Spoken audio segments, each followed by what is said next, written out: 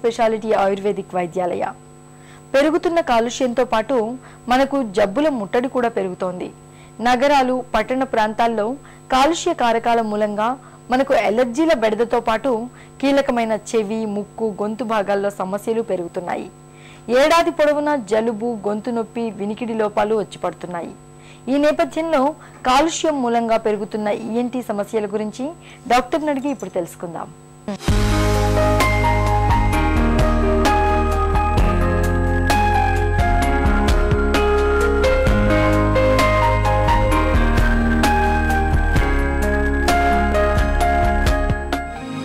కాలుష్యంతో ENT సమస్యలు ఎలా పెరుగుతాయి?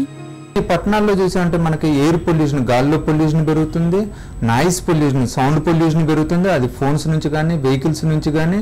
అలానే ఈ ఓవర్ క్రౌడ్ కావటం వలన ఎక్కువ శాతం మనం పిల్లలు చూస్తే స్కూల్ పోయేటప్పుడు కానీ, వచ్చేటప్పుడు కానీ ఏ రకంగా చూసినా కూడా 3-4 గంటలు అసలు వాళ్ళు ఎక్కువ టైం జర్నీలోనే ఉంటున్నారు. అలాగే మనం జాబ్ ఉన్న వాళ్ళని చూసుకున్నాం అనుకోండి, 10 నిమిషాల్లో మామూలుగా వెళ్ళేది కూడా ఈ ట్రాఫిక్స్ నుంచి 45 మినిట్స్ నుంచి 1 అవర్ పడుతుంది అనమాట. ఈ విధంగా ఎక్కువ టైం మనం ఉండటం వలన ఈ ముక్కు, గొంతుకు సంబంధించిన ఎయిర్ పొల్యూషన్, చెవికి సంబంధించిన ఈ సౌండ్, నాయిస్ పొల్యూషన్ మనం ఎక్కువగా ఎక్స్పోజ్ అవుతా ఉన్నాం.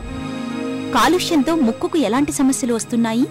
ఈ పొల్యూటెంట్స్ ముక్కులో బొంగులోనే ఆ ముక్కులో ఉన్న మ్యూకోజా, అది ముక్కు టర్బినేట్స్ మీద కానివ్వండి, సైనస్ మీద కానివ్వండి డైరెక్ట్ ఎఫెక్ట్ పడుద్ది అనమాట. ఫస్ట్ టైం వస్తుంది మనకి కొంచెం తుమ్ములు వస్తాయి. ఈ తుమ్ములతోటి కొన్ని డస్ట్ పార్టికల్స్ పోతే కానీ కొన్ని పోవు అన్నమాట.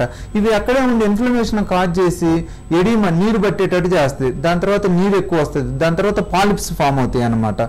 సో ఫస్ట్ టైం ఏంటంటే ముక్కులో ఉన్న టర్బినేట్ సైజు పెరిగిపోయి ముక్కు మూసిపోతూ ఉంటుంది.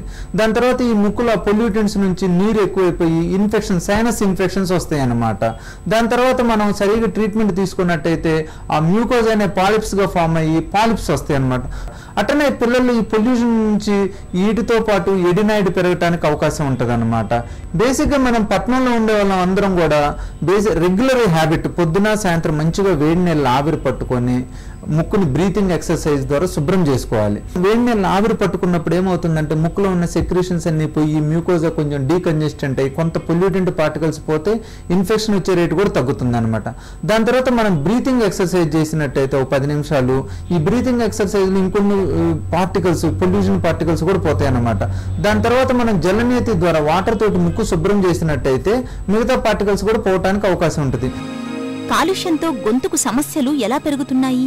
సాధారణంగా మనం ఏంటంటే గాలి పీల్చుకున్నప్పుడు ఫస్ట్ ముక్కు ద్వారా వెళ్తుంటుంది, కొంత నోటి ద్వారా వెళ్తుంటుంది అనమాట. అలానే మనం ట్రాఫిక్ లో ఉండి మాట్లాడుతూ ఉన్నాం అనుకోండి, ఇంకా పొల్యూటెంట్స్, ఈ ఎయిర్ పొల్యూషన్ లో ఉన్న ఆ పొల్యూటెంట్స్ డైరెక్ట్ గా థ్రోట్ లో ఎఫెక్ట్ అయ్యే అవకాశం ఎక్కువ ఉంటుంది అనమాట. దీని నుంచి మనకి గొంతు మంట రావటం, గొంతులు నొప్పి రావటం, డిస్కంఫర్ట్ ఉండటం, ఇరిటేషన్ రావటం, ప్రతిసారి గొంతుని అట్లా అనుకుందాం అనిపించటం, అంటే గొంతులో ఏదో ఉన్నట్టు, ఏదో some mucus plug, some foreign body sensation లా ఉన్నట్టు అనమాట.